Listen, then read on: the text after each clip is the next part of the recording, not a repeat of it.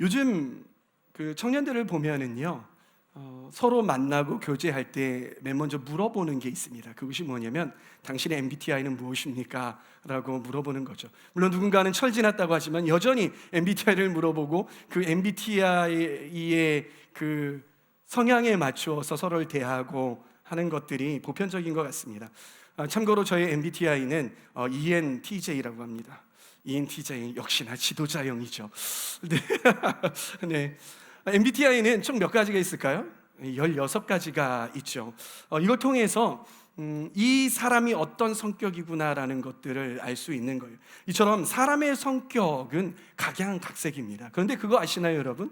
사람의 성격뿐만이 아니라 우리가 신앙생활을 할 때에도 신앙생활의 성향들이 참 많이 다르다는 것, 다양하다는 것을 알 수 있다는 것입니다. 신앙이라는 영역이 너무나도 주관적인 영역이고요, 가변성이 많은 그런 영역이기에 이 사람이 신앙이 좋다, 이 사람은 신앙이 안 좋아 라고 아주 단편적으로 판단하기에는 쉽지가 않은 것 같습니다. 그리고 누가 누구보다 신앙이 좋고 누가 누구보다 신앙이 좋지 않아 하고 비교하는 것도 좀 쉽지가 않은 것 같아요. 여러분들 그렇게 하려고 노력하시겠지만요, 청년들과 이야기하다 보면, 그리고 청년들과 함께 있다 보면은요, 뜨겁게 신앙생활하는 사람들이 잘 눈에 띕니다. 그런데 뜨겁게 신앙생활하는 사람들을 이렇게 바라보면 그 중에는, 뜨겁게 신앙생활하는 사람들 중에는 정말로 쉽게 넘어지기도 잘한다라는 사실을 알 수가 있더라고요. 반면에 신앙이 눈에 두드러지게 뜨겁지는 않지만 조용하게 신앙생활을 하는 사람들을 보게 됩니다. 그런데 참 의외인 것은 무엇이냐면, 그렇게 조용하게 신앙생활을 하는 사람들 중에는요, 어떤 시련과 풍파가 다가와도 넘어지지 않는 그러한 신앙을 소유한 사람들도 참 많다라는 것을 알 수가 있는 것이죠. 이런 모습들을 보면서 사람마다 성격이 다르듯이 신앙의 성향도 참 많이 다르구나, 각양각색이구나라는 것을 알 수가 있는 것입니다. 그러나 이러한 다양함 속에서도요, 이 사람의 신앙이 어느 정도 수준인지 그래도 가늠해 볼 수 있는 척도, 신앙 성숙의 척도가 몇 가지가 있기는 하는데요, 그 중에 하나가 무엇이냐면 바로 선택이라는 것이, 오늘 우리가 함께 나눌 것은 이 선택에 관한 것입니다. 여러분, 왜 신앙생활에 있어서 선택이라는 게 중요할까요? 선택을 잘 하는 것, 과연 성경적인 것 맞을까요? 좀 이 부분에 대해서 함께 이야기를 나누어 보면 좋을 것 같습니다.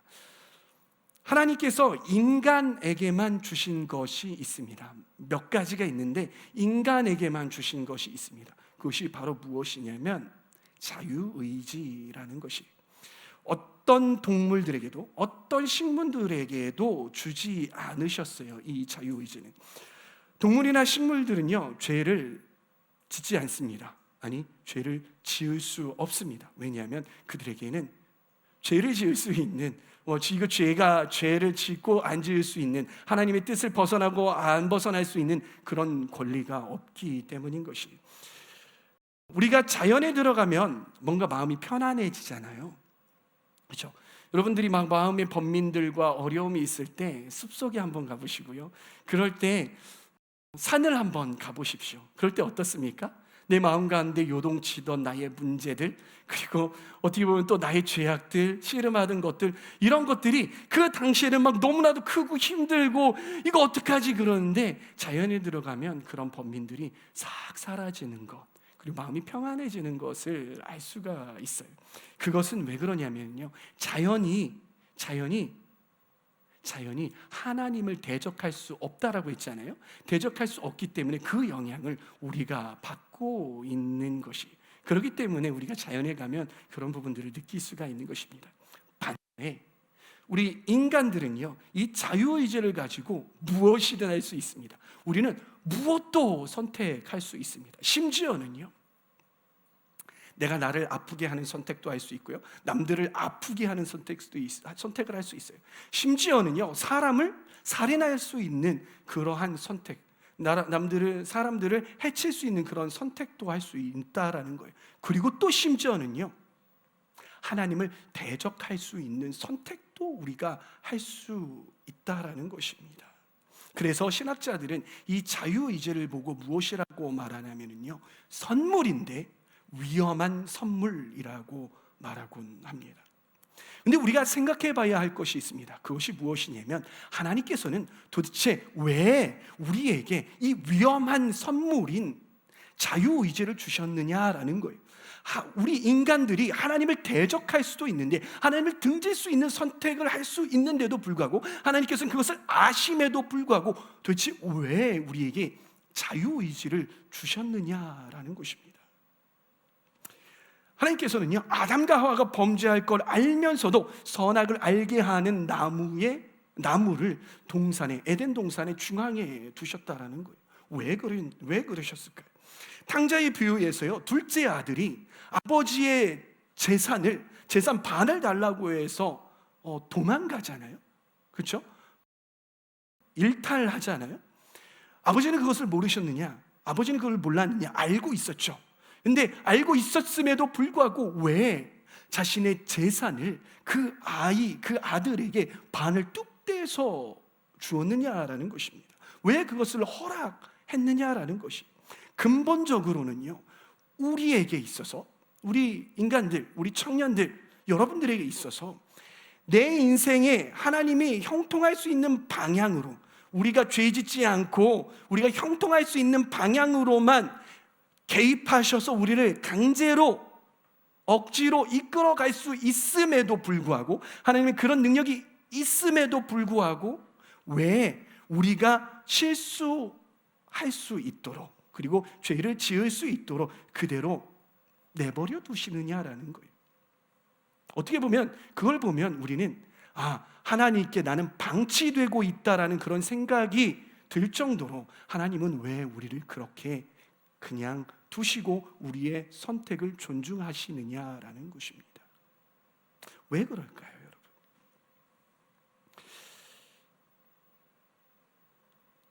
그것은요, 하나님께서 우리를 너무나도 사랑하시기 때문입니다. 우리를 너무나도 인격적으로 대하시기를 원하시기 때문이에요. 여러분, 알면서도 허락하는 것이 인격적이라는 사실 아십니까? 알면서도 허락하는 것이 진짜 사랑이라는 것 여러분 아십니까? 아이들이 있잖아요. 아이들이 자라면 조금씩 이제 커가면 커갈수록 자기 주관이 생깁니다. 그러면서 제가 아이를 바라봤을 때, 아이가 이걸 하면 안 되는데 하려고 자꾸 아빠한테 떼쓰는 것들이 있어요. 아빠, 나 이거 할래. 안 돼, 그거. 아빠, 나 이거 할래. 안 돼. 아빠, 나 이거 할래. 안 돼. 너 그거 안 했으면 좋겠어. 그래도 할래. 제가 억지로, 강제로 아이에게 하지 마. 아빠가 하지 말라고 했어. 너 방으로 들어가. 그거 절대 못해 하고 그거를 완전히 차단해 버릴 수 있어요. 그렇죠? 그런데 그러지 않아요. 허락해줘요. 그래 해봐. 왜 허락하는 것일까요? 제가 아빠로서 왜 허락하는 것일까요? 이 아이를 좀 더 인격체로 봐주기를 원하는 마음인 거죠. 이 아이를 정말로 사랑하기 때문인 거예요.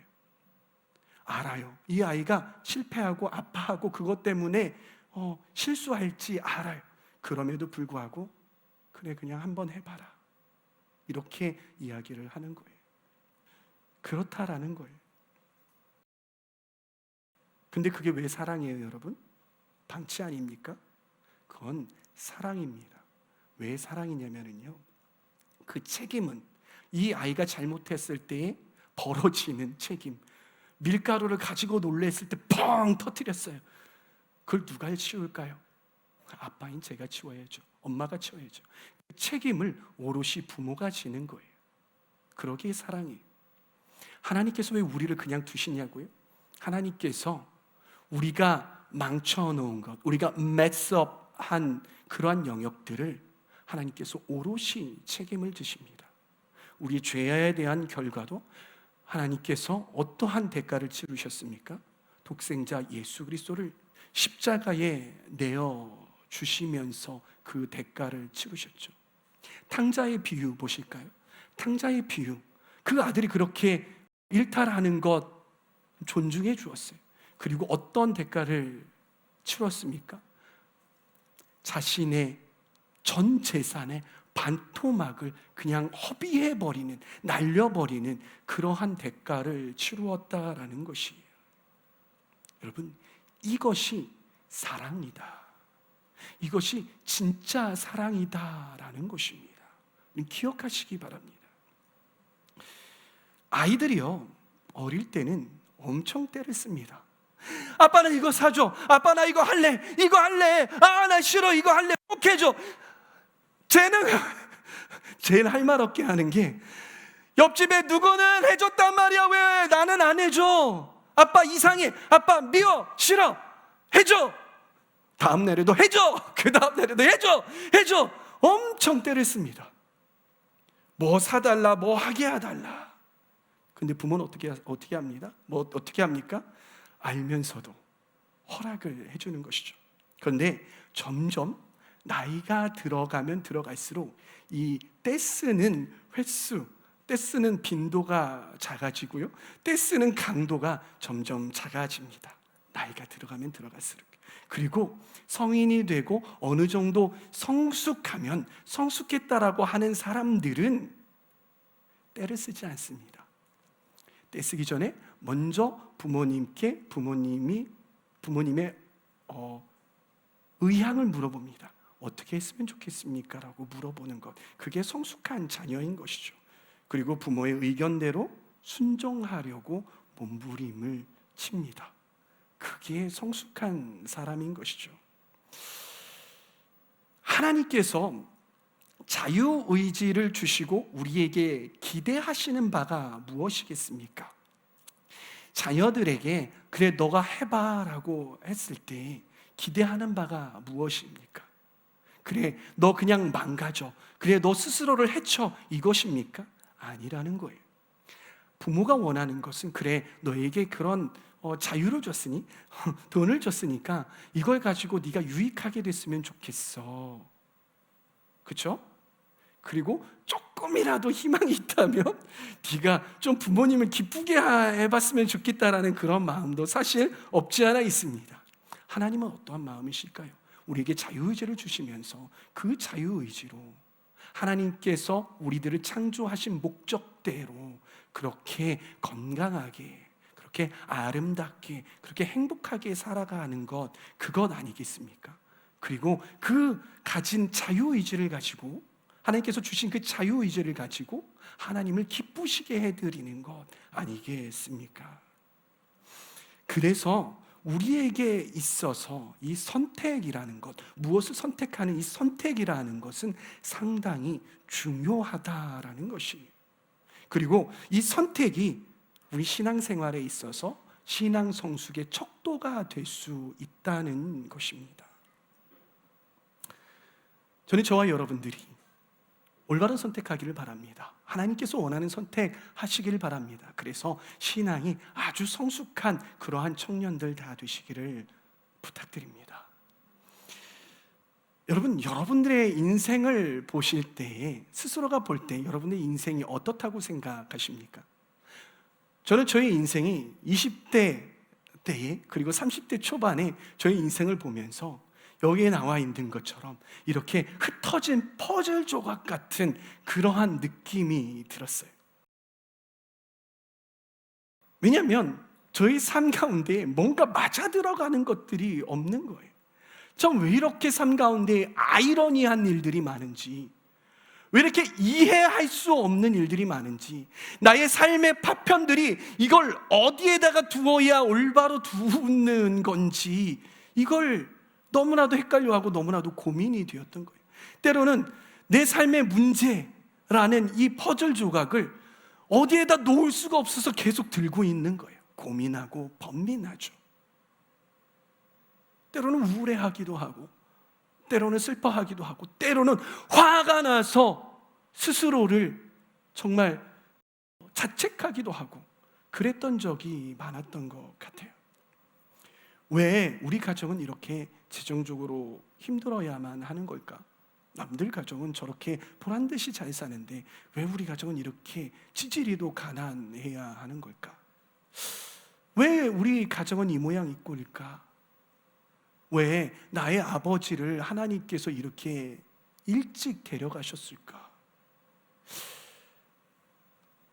남들은 호탕한 성격인데 내 성격은 왜 이렇게 찌질한 걸까?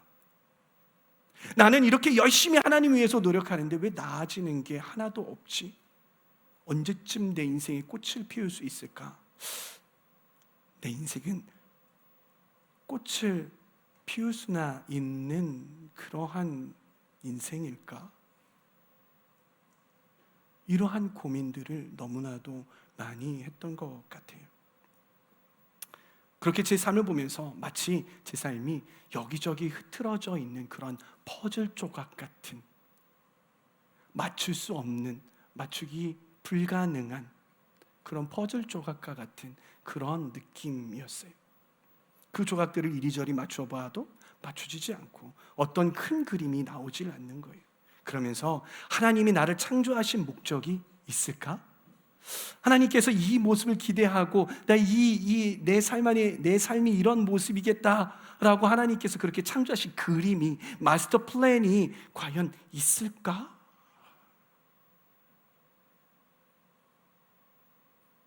이러한 고민, 이러한 번민들이 있었어요.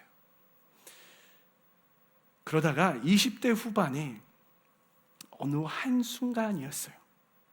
그 순간에 이렇게 헝클어진 것 같았던 이러한 퍼즐 조각들이 순식간에 한 번에 쫙 하면서 맞춰지는 그러한 순간이 있었어요.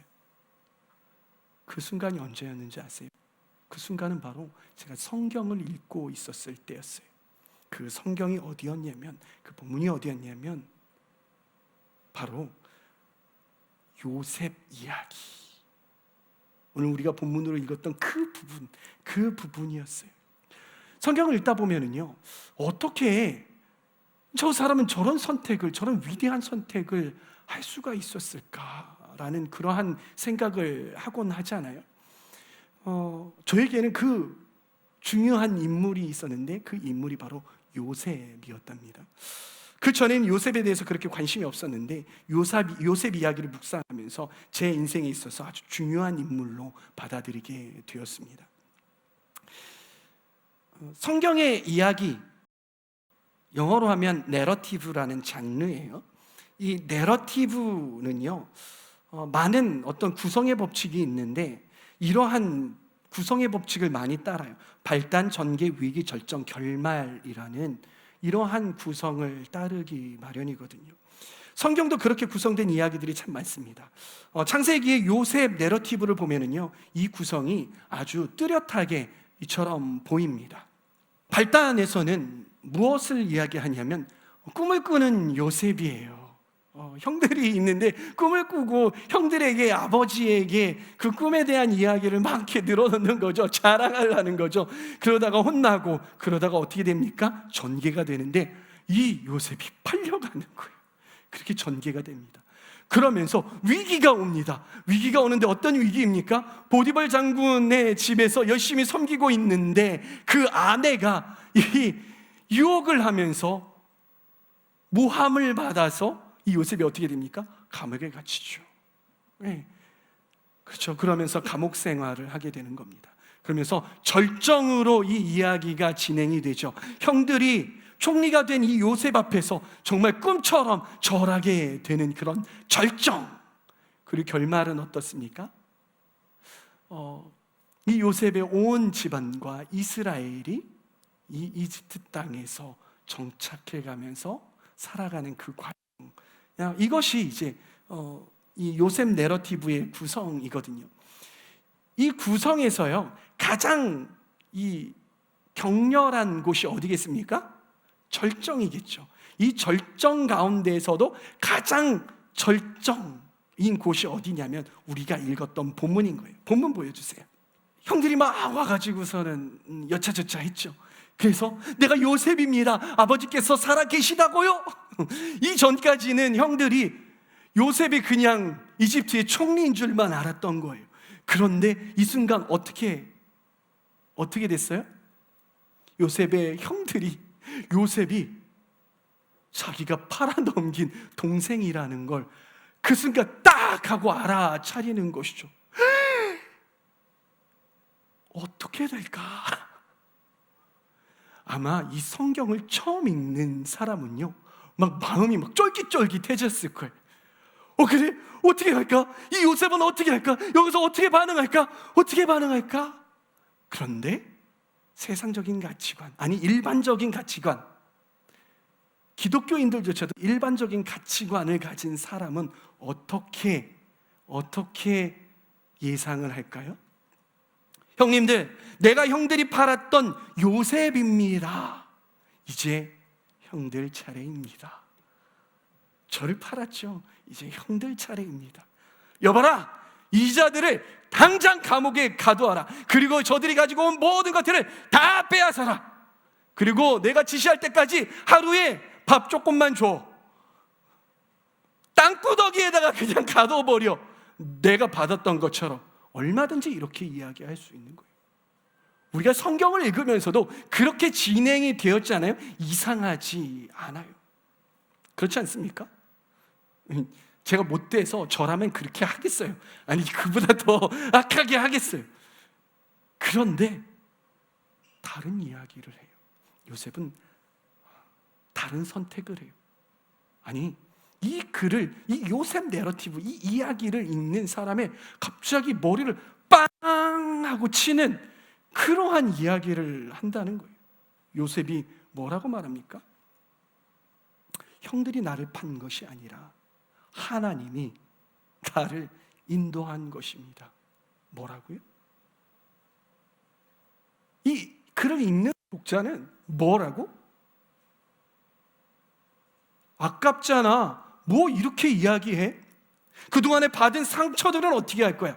그동안에 받은 아픔들은 어떻게 할 거야? 그동안에 받은 분노들은 어떻게 할 거야? 그동안에 낭비했던 그 세월은 어떻게 할 거야? 그런데 이렇게 대답을 한다고? 이런 선택을 한다고? 의아해 했을 거란 말이에요. 그러면서 오히려 이 요셉은 뭐라고 하냐면 형들을 위로합니다. 그 어려움이 형들로부터 기인되었지만 그럼에도 불구하고 누가 하셨다? 하나님이 하셨다. 형들 두려워하지 마세요. 이건 하나님이 하신 거예요. 그리고 형들을 위로하고 형들을 격려하고 형들을 돕습니다.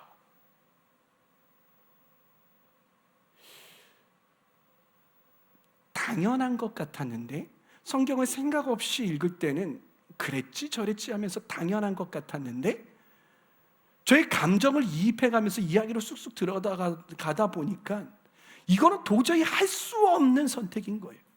이상한 선택인 거예요.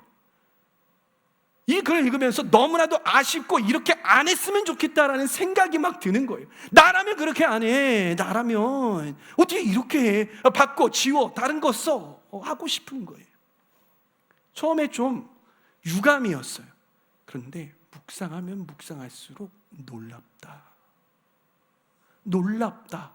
위대한 선택이다라는 그러한 생각이 들게 되더라는 것입니다.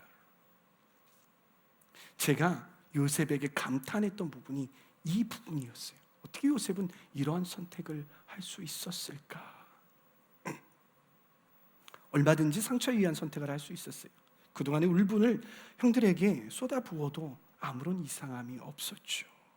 그러나 요셉은 위대한 선택을 했습니다. 그 모든 상처와 분노와 아픔들이 내가 선한 선택을 하는 것에 영향을 주지 못했어요. 아무런 영향을 주지 못했어요.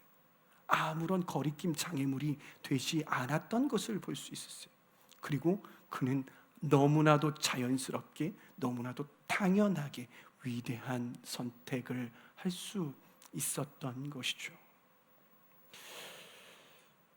제가 이런 그림을 여러분들에게 전해 보여드린 적 있습니다. 기차가 보이시죠? 의지가 앞으로 갑니다. 너무 이쪽으로 가지 마시고 제가 보라는 거 보세요. 네, 의지가 맨 먼저 갑니다. 그리고 그 다음에 뭐가 따라와요? 지식이 따라오죠. 그리고 감정이 따라옵니다. 대개 여러분들은 어떠세요? 대개 우리들은 어떠세요? 감정이 따라갑니다. 그리고 지식이 따라가죠. 그리고 의지가 따라가요. 그래서 감정에 의한 선택. 되게 지적인 사람, 이성적인 사람은 어떻습니까? 감정이 아니라 지식이 먼저 가요. 그리고 감정이 따라가죠. 그 다음에 의지가 따라가요. 그럼 무엇이 성경적인 선택 그리고 성경적인 방법일까요?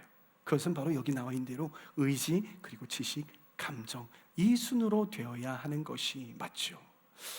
우리의 의지가 우리의 생각과 감정을 이끌어 갈 수 있을까요? 없을까요? 있을까요? 없을까요? 있습니다. 그렇게 되어야 하는 것이에요. 그게 성숙한 것이죠. 저의 서재에 이런 책이 있습니다. 기분이 태도가 되지 않게. 뭐라고요? 기분이 태도가 되지 않게. 이런 책이 있습니다. 내가 이 감정 조절이 잘 안 돼서 일들을 그르친다. 여기서 초반에 이러한 이야기가 나와요. 이러면 안 된다는 걸 알면서 짜증이 솟구치는 것을 참을 수가 없다. 이거 보면서 난데? 난데? 빽 하고 신경질을 낸 뒤에 난데? 왜 화를 내고 그래? 라는 친구의 주눅든 목소리를 들으면 민망하고 미안하다. 우리는 이럴 때가 참 많지 않나라는 게 이 책에서 하는 이야기예요. 그러면서 여기서 좀 더 나가서 무엇라고 이야기를 하냐면요, 기분은 내 책임이다. 기분은 남의 책임이 아니라 기분은 내 책임이다라는 그런 이야기를 합니다. 그 말은 무엇이냐면 이걸 통해서 하는 이야기가 뭐냐면 우리의 기분, 우리의 감정은 우리가 의지를 통해서 컨트롤할 수 있다 없다? 할 수 있다. 그렇게 그것은 우리의 책임이다라는 거예요. 여러분, 감정이 앞선 선택을 하면은요, 정말 많은 경우 실수합니다. 이 삶이 꼬입니다. 인생이 꼬이는 그러한 선택을 하기 마련이에요. 그래서 어떤 사람은 무엇라고 이야기하냐면요, 내가 극도로 화나 있을 때, 극도로 내가 좋을 때, 극도로 뭔가 막 흥분해 있을 때, 이럴 때 뭔가를 선택을 해라 말아라? 절대 하지 말아라 라고, 차분해할 때 선택을 하라고 이야기를 하죠. 감정이 앞선 선택을 하면요, 참 죄짓기가 쉽습니다. 그래서 감정이 올라있는 상태에서는 되도록이면 중요한 선택을 해서는 안 되죠. 우리가 말하는 이 말도 조절을 할 줄 알아야 하는 것이.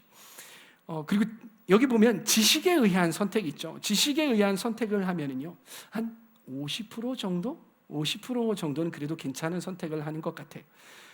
그러나 의지에 의한 선택을 할 때에는요, 의지에 의한 선택을 할 때 정말 많은 경우, 많은 확률로 좋은 선택을 하기 마련입니다.